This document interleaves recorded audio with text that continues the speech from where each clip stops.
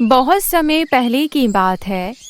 दीमापुर नाम के गांव में सुशीला नाम की एक औरत अपनी बेटी सीता के साथ रहती थी। वो लोग बहुत ही ज्यादा गरीब थे। सीता अपना और अपनी माँ का पेट भरने के लिए एक दुकान में काम करती थी। एक बार सुशीला की तबीयत बहुत ज्यादा खराब हो जाती है। अपनी माँ की तबीयत खराब देखकर सीता बहुत चिंतित हो जाती है। माँ, तुम चिंता मत करो, मैं तुम्हारा इलाज बहुत अच्छे से करवाऊंगी, जिससे कि तुम फिर से ठीक हो जाओगी। इतना कहकर सीता गांव के जमींदार के पास जाती है और कहती है, मालिक, मेरी माँ की तबीयत खराब है, इसलिए मुझे थोड़े पैसों की जरूरत है। क्या आप मुझे कुछ पैसे दे सकती हैं, जिससे मैं अपनी माँ का इलाज करवा सकूं? देखो सीता, पैसे तो मैं तुम्हें दे देता, लेकिन इससे पहले जो तुमने मुझसे उधार लिया था, तुमने अभी तक वो भी नहीं चुकाया है। इसलिए जब तक तुम मुझे वो पैसे ना दे दो, मैं तुम्हें और पैसे नहीं दे सकता। ऐसा मत बोलिए मालिक, मैं कुछ दिनों में आपको पैसा लौटा दूंगी, लेकिन आप मुझे अभी मेरी माँ के इलाज के लिए पैसे दे दीजिए, नहीं तो मेरी माँ मर जाएगी मालिक। इतना कहकर सीता जोर जोर से रोने लगती है। सीता को इस तरह रोता देखकर जमींदार उसे पैसे दे देता है। देखो सीता, तुम भगवान के लिए रो मत, मैं तुम्हें कुछ पैसे दे रहा हूँ, लेकिन याद रहे तुम मुझे ये वाले पैसे और पहले वाले पैसे दोनों 10 दिन के अंदर लौटा देना, नहीं तो ना चाहते हुए भी मुझे तुम्हारे साथ बहुत बुरा करना पड़ेगा। सीता पैसे लेकर बहुत खुश होती है और उन पैसों से अपनी माँ का इलाज करवाती है। और कुछ ही दिनों में सीता की माँ सुशीला बिल्कुल ठीक हो जाती है। माँ की तबीयत ठीक होने के कुछ दिनों बाद जब सीता अपने दुकान में काम करने जाती है, तो उसे पता चलता है कि उसके मालिक ने उसके जगह किसी और लड़की को काम पर रख लिया है। सीता, तुम अब इस दुकान में काम नहीं कर सकती, तुम हद से ज्यादा छुट्टी करती हो, इसलिए मैंने तुम्हारी जगह पर दूसरी लड़की रख ली है। अब इस दुकान में तुम्हारी कोई जरूरत नहीं है। मालिक, ऐसा मत करो, मेरी माँ की तबीयत खराब थी, मेरे अलावा उनका कोई नहीं है, उनकी देखभाल करने के लिए मैंने सिर्फ छुट्टी की थी। माफ करना सीता, अब कुछ नहीं हो सकता। तुम अगर एक दिन पहले आई होती तो शायद मैं तुम्हें रख लेता, पर अब मैं तुम्हें नहीं रख सकता। अब तुम यहाँ से जा सकती हो। इन बातों से बेचारी सीता बहुत दुखी हो जाती है और दुखी होकर वापस घर आ जाती है। उसे दुखी देखकर उसकी माँ उससे कहती है, क्या हुआ बेटी, तुम इतनी दुखी क्यों हो? माँ, तुम्हारे इलाज के समय में मैंने दुकान जाना बंद कर दिया था, इसलिए दुकान के मालिक ने मेरी जगह पर किसी और लड़की को रख लिया और मुझे काम से निकाल दिया। सीता की ये बात सुनकर सुशीला को बहुत दुख होता है। सीता बहुत दुखी होकर कहती है, माँ, अब हमारे घर का खर्चा कैसे चलेगा? अब हम क्या खाएंगे माँ? बेटी, तुम चिंता मत करो, देखना भगवान कुछ न कुछ जरूर करेगा। इसी तरह कुछ दिन बीत जाते हैं और एक दिन जब सीता बाहर टहलने के लिए निकलती है, तो उसे गांव का जमींदार मिल जाता है और वो सीता को रोकते हुए कहता है, रुको सीता, मैंने तुम्हें 10 दिन का समय दिया था, लेकिन 10 दिन से ज्यादा हो चुके हैं और तुमने अभी तक मेरे पैसे नहीं लौटाए। अब बहुत हो गया, मुझे किसी भी हालत में मेरे पैसे लौटा दो। मालिक, कृपया शांत हो जाइए, इस समय तो मेरे पास खाने के लिए भी पैसे नहीं है, मैं आपके पैसे कहाँ से दूं मालिक? मेरी नौकरी भी छूट गई है, जैसे ही मेरे पास पैसे आएंगे सबसे पहले मैं आपके पैसे जरूर लौटा दूंगी। मैं कुछ नहीं जानता, मुझे सिर्फ मेरे पैसे चाहिए, तुम कहीं से भी ला कर दो, क्योंकि इतने दिनों से तुम ऐसी ही बातें बना रही हो। मैं तुम्हें कल तक का मोहलत देता हूँ, अगर कल तक तुमने मेरे पैसे नहीं लौटाए तो मैं गांव के सरपंच के पास जाऊंगा और तुम्हें इस गांव से निकलवा कर रहूंगा। इतना कहकर जमींदार गुस्से में वहाँ से चला जाता है। जमींदार की बातें सुनकर सीता बहुत चिंतित होती है। उसके बाद वो घर की तरफ जाने लगती है। तभी उसे एक बहुत बूढ़ी औरत दिखती है। वो बूढ़ी औरत कंधे पर बहुत सारा सामान उठाकर जा रही होती है। उसे देखकर सीता को उस पर बहुत दया आती है और वो उसके पास जाती है। अरे दादी जी, दीजिए, मैं आपका सामान आपके घर तक पहुंचा देती हूँ, क्योंकि ये सामान तो दिखने में बहुत भारी लग रहा है। इतना कहकर सीता उस बूढ़ी औरत से उसका सामान लेकर अपने कंधे पर रख लेती है और उसके घर तक उसका सामान पहुंचा देती है। सीता की इस दयालुता से वो बूढ़ी औरत बहुत खुश हो जाती है। बेटी, तुमने मेरा सामान मेरे घर तक पहुंचाकर बहुत ही अच्छा काम किया है। देखो, इस बोरे में बहुत सारा आटा है, तुम ये बोरा जाते वक्त अपने घर ले जाना।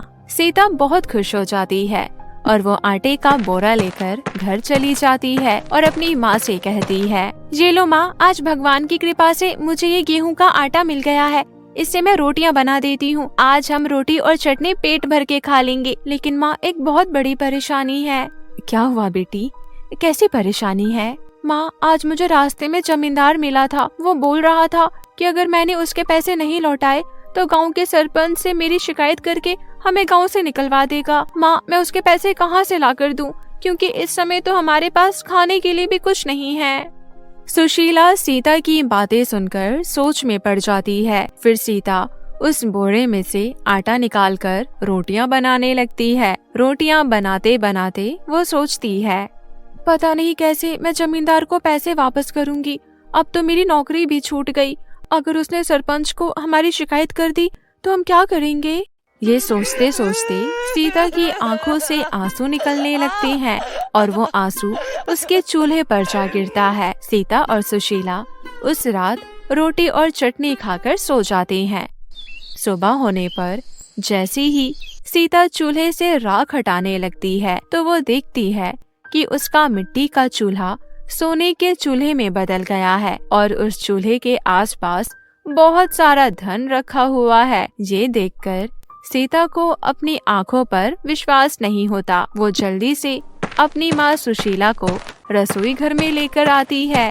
माँ देखो, ये तो चमत्कार हो गया। हमारी मिट्टी का चूल्हा सोने के चूल्हे में बदल गया और इसके अगल बगल कितना सारा धन पड़ा है। लगता है भगवान का कोई करिश्मा है।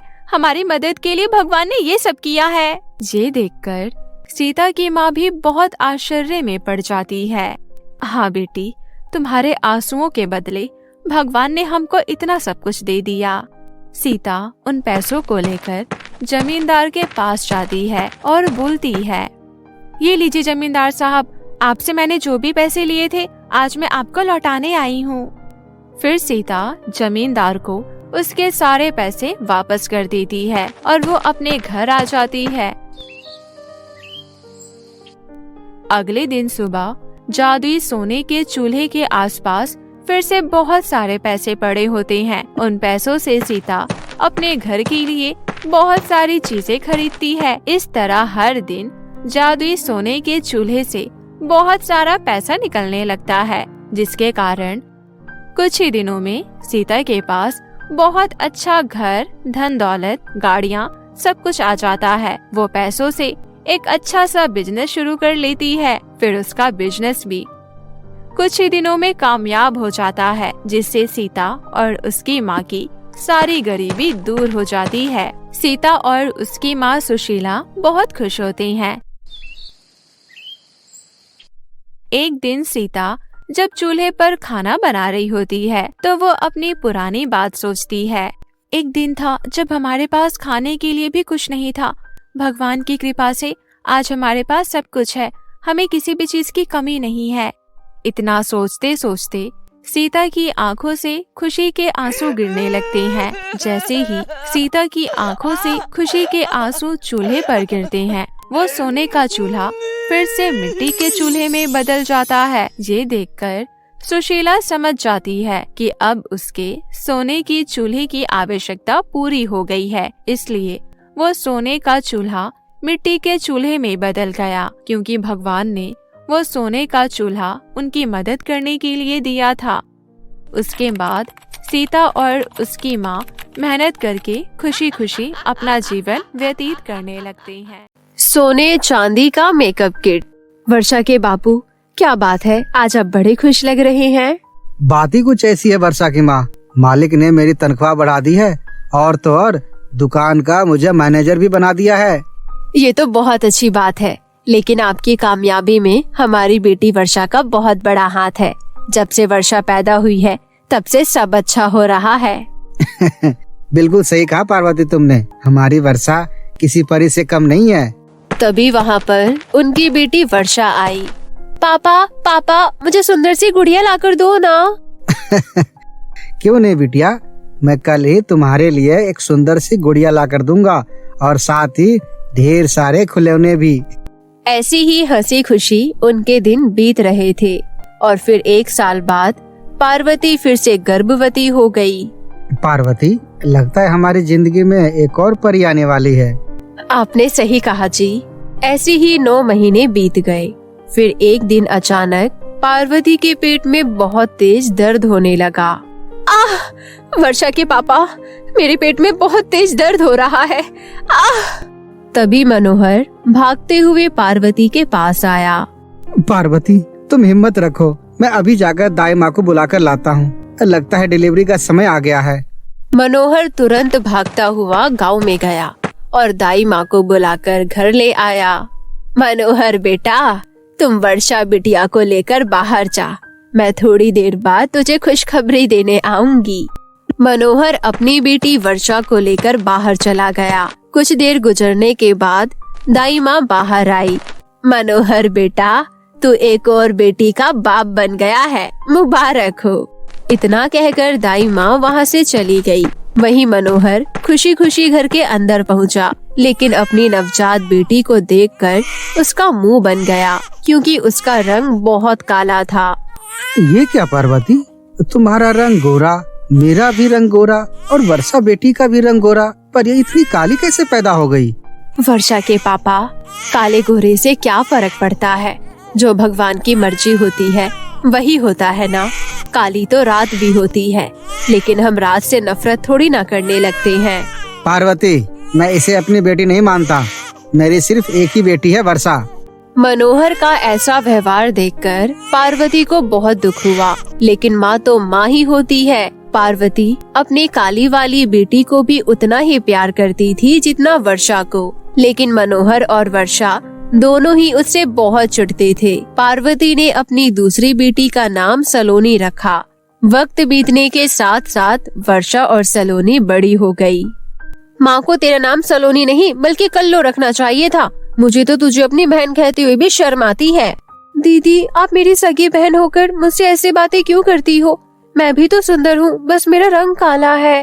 काले रंग वाले कब से सुंदर होने लगे? हाँ, तू सुबह सुबह मेरे सामने मत आया कर। अब जा यहाँ से, मुझे कॉलेज जाना है। वर्षा और सलोनी दोनों अलग अलग कॉलेज में पढ़ती थी, क्योंकि वर्षा नहीं चाहती थी कि उसके दोस्तों को उसकी काली बहन के बारे में पता चले। एक दिन मनोहर खुश होते हुए घर लौटा।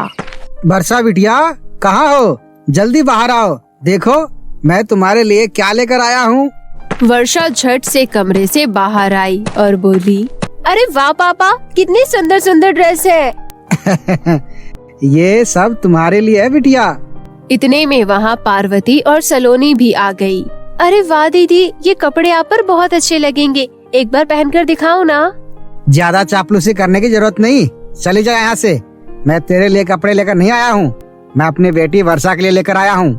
पापा, मैंने आज तक आपसे कभी कुछ मांगा ही नहीं। मैंने कब कहा कि ये मेरे कपड़े हैं? मैं तो अपनी बहन को खुश देखकर ही खुश हो जाती हूँ। मैंने तुझे कितनी बार कहा है, मुझे पापा मत बुलाया कर। पता नहीं किसकी औलाद है, मेरी सिर्फ एक ही बेटी है वर्षा। मैं तुझे अपनी बेटी नहीं मानता, समझी? ये आप क्या कह रहे हैं? इतने बुरे शब्द मत बोलिए अपनी बेटी के लिए। ये जैसी भी है आपकी ही बेटी है। मैं नहीं मानता इसको अपनी बेटी। ये मेरा खून हो ही नहीं सकती। इतनी काली लड़की मेरी बेटी हो ही नहीं सकती। भगवान का शुक्र मना कि मैं इसे इस घर में रहने दे रहा हूँ, वरना कब का इस काली लड़की को घर से निकालकर बाहर फेंक चुका होता। ऐसी ही मनोहर रोज अपनी पत्नी पार्वती और बेटी सलोनी को भला बुरा कहता रहता था। ऐसे ही समय बीत रहा था। एक दिन सलोनी घर के पास एक बगीचे में घूम रही थी। तभी वहाँ उसने एक चिड़िया को देखा। उसके पंख सोने और चांदी की तरह चमक रहे थे। अरे कितनी सुंदर चिड़िया है, इसके तो सोने और चांदी के पंख है। चलकर पास जाकर देखती हूँ। सलोनी ने जब चिड़िया को पास जाकर देखा तो उसके पैर में से खून निकल रहा था। अरे इसके पैरों में से तो खून निकल रहा है, मुझे इसका इलाज करना होगा। मैं ऐसा करती हूँ, इसे घर लेकर चलती हूँ। सलोनी घायल चिड़िया को घर ले आई और उसका इलाज किया। सलोनी ने चिड़िया की बड़े अच्छे से देखभाल की, जिससे चिड़िया बहुत जल्द ठीक हो गई। मेरी प्यारी चिड़िया, अब तुम पूरी तरह से ठीक हो गई हो। अब तुम अपने घर जा सकती हो। हाँ सलोनी, तुम्हारी वजह से आज मैं बिल्कुल ठीक हो गई हूँ। क्या तुम बोल सकती हो? हाँ सलोनी, क्योंकि मैं बोलने वाली जादुई चिड़िया हूँ और तुम मुझे अपना दोस्त मान सकती हो और मुझे अपनी परेशानी बता सकती हो। अब मैं तुम्हें क्या बताऊँ प्यारी चिड़िया, मेरे काले रंग की वजह से सभी मुझसे नफरत करते हैं, यहाँ तक कि मेरे पिता भी मुझे अपनी बेटी नहीं मानते। मेरी खुद की बहन भी मुझसे नफरत करती है। सलोनी, तुमने मेरी चोट को ठीक करके मेरी जिंदगी बचाई है, इसलिए मेरा भी फर्ज बनता है कि मैं तुम्हारी मदद करूं और तुम्हारे जीवन में खुशियां भर दूं। प्यारी चिड़िया, तुम मेरी मदद कैसे करोगी? मेरे दिल पर लगे घाव इतने गहरे हैं जिसे कोई नहीं भर सकता, तुम भी नहीं। ओह, तो ये बात है, तो अभी लो। तभी वो चिड़िया एक सुंदर परी में बदल गई जिसके सोने चांदी के पंख थे। सलोनी ये देखकर हैरान हो गई। तभी परी बोली, सलोनी, मुझे देखकर इतना हैरान होने की जरूरत नहीं, मैं एक परी हूँ। ये लो सोने चांदी का मेकअप किट, जिससे तुम्हारी सारी परेशानी दूर हो जाएगी। इस मेकअप किट को चेहरे पर लगाते ही तुम दुनिया की सबसे खूबसूरत लड़की बन जाओगी, बिल्कुल परी जैसी। और हाँ, एक बात का ध्यान रखना, अमावस्या की काली रात को बिल्कुल भी बाहर मत निकलना, वरना फिर से तुम्हारा रंग काला हो जाएगा। इतना बोलकर परी वहाँ से गायब हो गई। तभी सलोनी ने जैसी ही सोने चांदी के मेकअप किट से अपने चेहरे पर मेकअप किया, उसका रंग गोरा हो गया और वो बहुत सुंदर दिखने लगी। लेकिन चुपके से उसकी बहन वर्षा ने सब सुना और देखा भी। अरे वाह, मैं भी सोने चांदी मेकअप किट से और भी सुंदर हो जाऊंगी। अभी जाकर बेवकूफ सलोनी से जादुई मेकअप किट ले लेती हूँ। वर्षा तुरंत सलोनी के कमरे में दाखिल हुई और बोली, सलोनी, तू तो मेरी बहन है ना, मुझे भी अपने मेकअप किट से मेकअप करने दे ना प्लीज। सलोनी का दिल बहुत बड़ा था। उसने अपना सोने चांदी का जादुई मेकअप किट वर्षा को दे दिया। वहीं सलोनी को इतना सुंदर देख उसकी माँ पार्वती और पिता मनोहर दोनों ही हैरान हो गए। पार्वती, तेरी बेटी को क्या हो गया? कल तक तो ये काली थी, अचानक इतनी सुंदर कैसे हो गई? भगवान के घर देर है अंधेर नहीं। सलोनी बिटिया रोज माता रानी की पूजा किया करती थी, इसलिए माता रानी ने खुश होकर मेरी सलोनी को सुंदर बना दिया। वहीं सोने चांदी का मेकअप किट लगाकर वर्षा और भी ज्यादा सुंदर हो गई। फिर एक दिन अमावस्या वाली रात को मनोहर की तबीयत अचानक खराब हो गई। वर्षा बेटा, मैंने तुझे कार चलाना सिखाया है ना, जल्दी से मुझे अस्पताल ले चल। ऐसा लग रहा है मुझे हार्ट अटैक आ जाएगा। मेरी हालत बहुत खराब हो रही है। वर्षा बिटिया, जल्दी से कार स्टार्ट कर, मैं इन्हें लेकर बाहर आती हूँ। तभी वर्षा को परी की कही हुई बात याद आई जो उसने चुपके से सुनी थी। अरे नहीं, आज तो अमावस्या है, अगर मैं आज बाहर निकली तो मैं काली हो जाऊंगी। चाहे कुछ भी हो जाए, मैं आज बाहर नहीं जाऊंगी। क्या सोचने लगी वर्षा बिटिया, जल्दी से कार स्टार्ट कर। वो मेरे पेट में बहुत तेज दर्द हो रहा है। मैं कार चला नहीं पाऊंगी। कोई बात नहीं, मैंने भी कार चलाना सीखा है, मैं पिताजी को अस्पताल लेकर चलूंगी। आज मैं पेट दर्द का नाटक नहीं करती तो अपने गोरे रंग से हाथ धो बैठती। चलो अच्छा है, सलोनी फिर से काली हो जाएगी और मैं जादुई सोने चांदी के मेकअप किट से और भी ज्यादा सुंदर होती चली जाऊंगी। सलोनी ने जल्दी से कार स्टार्ट की और अपने पिता को लेकर अस्पताल पहुंची। डॉक्टर ने मनोहर का इलाज किया और वो सुबह तक पूरी तरह ठीक हो गया। लेकिन जब सुबह उसकी नींद खुली तो उसने देखा सलोनी फिर से काली हो चुकी थी। ये तुम्हें क्या हो गया? कल तक तो तुम गोरी हो गई थी, फिर अब काली कैसे हो गई? सलोनी ने परी और सोने चांदी के जादुई मेकअप किट की सारी बात अपने पिता को बता दी, जिसे सुनकर मनोहर दुखी होते हुए बोला, इसका मतलब काली हो जाने के डर से वर्षा मुझे अस्पताल लेकर नहीं आई? तभी वहाँ वही परी प्रकट हो गई। मनोहर, तुम बहुत ही बुरे इंसान हो। तुमने अपनी ही पत्नी पर शक किया, खुद की बेटी को बेटी मानने से इनकार किया। आज तक सलोनी को अपनी बेटी नहीं माना। आज से सलोनी बिल्कुल गोरी हो जाएगी। अब उसे सोने चांदी के मेकअप किट की जरूरत भी नहीं पड़ेगी। वहीं वर्षा और तुम अपना बाकी जीवन काले रंग के साथ बिताओगे। इतना कहते ही परी गायब हो गई। वहीं मनोहर और वर्षा दोनों काले हो गए। तब उन्हें अपनी गलती का एहसास हुआ और वो सब प्यार से एक साथ खुशी खुशी रहने लगे।